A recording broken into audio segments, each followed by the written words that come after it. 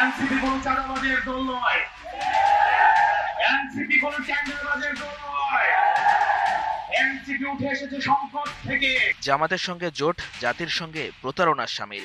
বাংলাদেশ জামায়াত ইসলামী সহ ৮ দলীয় জোটের সঙ্গে জাতীয় নাগরিক পার্টি এনসিপির রাজনৈতিক জোট বা আসন সমঝোতার সম্ভাবনা নিয়ে আপত্তি উঠেছে।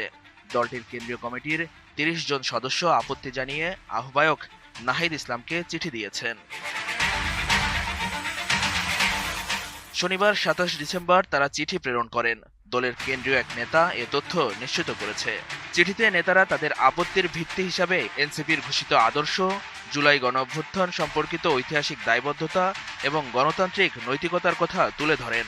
এনসিপির নেতৃত্বে ক্ষমতা জনতার হাতেই আমরা ফিরিয়ে দিব। চিঠিতে বলা হয়েছে, জুলাই গণঅভ্যুত্থানের পর বিগত ১ বছর ধরে জামায়াতে ইসলামী ও তাদের ছাত্র সংগঠন ছাত্র শিবিরের বিভাজনমূলক রাজনৈতিক কর্মকাণ্ড, অন্যান্য দলের ভেতরে গুপ্তচরবৃত্তি ও সাবোটাজ, এনসিপির উপর বিভিন্ন অপকর্মের দায় চাপানোর অপচেষ্টা, ছাত্র সংসদ নির্বাচনগুলোতে বাংলাদেশ গণতান্ত্রিক ছাত্র সংসদ এবং পরবর্তী ছাত্রশক্তি বিষয়ে মিথ্যাচার ও অপপ্রচার, তাদের অনলাইন ফোর্সের মাধ্যমে এনসিপি ও আমাদের ছাত্র সংগঠনের নারী সদস্যের চরিত্র হননের চেষ্টা এবং সর্বোপরি ধর্মকে কেন্দ্র করে সামাজিক ফ্যাসিবাদের উত্থানের আশঙ্কা দেশের ভবিষ্যতের জন্য অশনি সংকেত হয়ে উঠেছে।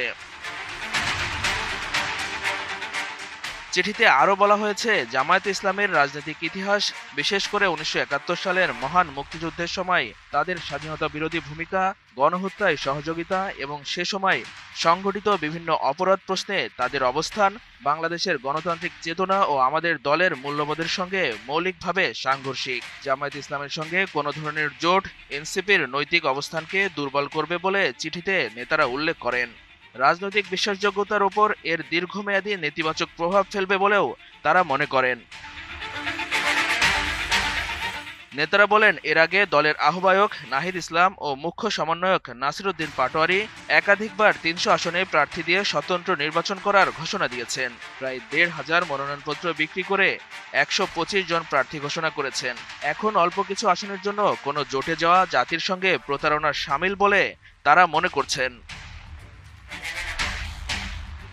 চিঠিতে এনসিপির নেতারা আরও বলেছেন, আমরা অত্যন্ত আশঙ্কার সাথে লক্ষ্য করেছি, যখনই এই জোটের সম্ভাবনার খবর গণমাধ্যমের মাধ্যমে সামনে এসেছে, এর পরপরই আমাদের সমর্থনে থাকা কর্মী সংগঠক সহ একটি বড় সংখ্যক মানুষ আমাদের দলের প্রতি তাদের সমর্থন সরিয়ে নিতে উদ্যত হয়েছেন।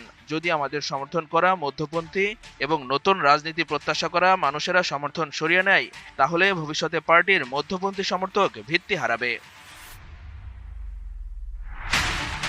জামায়াতে ইসলামের সঙ্গে কোনো রাজনৈতিক জোট না যাওয়ার বিষয়ে স্পষ্ট অবস্থান নেওয়ার অনুরোধ জানিয়ে চিঠিতে আরও বলা হয়, নীতিগত অবস্থানের ভিত্তিতে কৌশল নির্ধারণ হওয়া উচিত।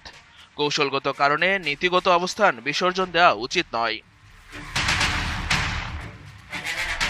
চিঠিতে স্বাক্ষরকারীদের মধ্যে রয়েছেন এনসিপির যুগ্ম আহ্বায়ক খালেদ সাইফুল্লাহ, যুগ্ম সদস্য সচিব মুশফিক উস সালেহীন, কেন্দ্রীয় সংগঠক আরমান হোসেন, যুগ্ম আহ্বায়ক নুসরাত তাবাসসুম, যুগ্ম মুখ্য সমন্বয়ক খান মোহাম্মদ মুরসালিন, সংগঠক রফিকুল ইসলাম আইনি প্রমুখ।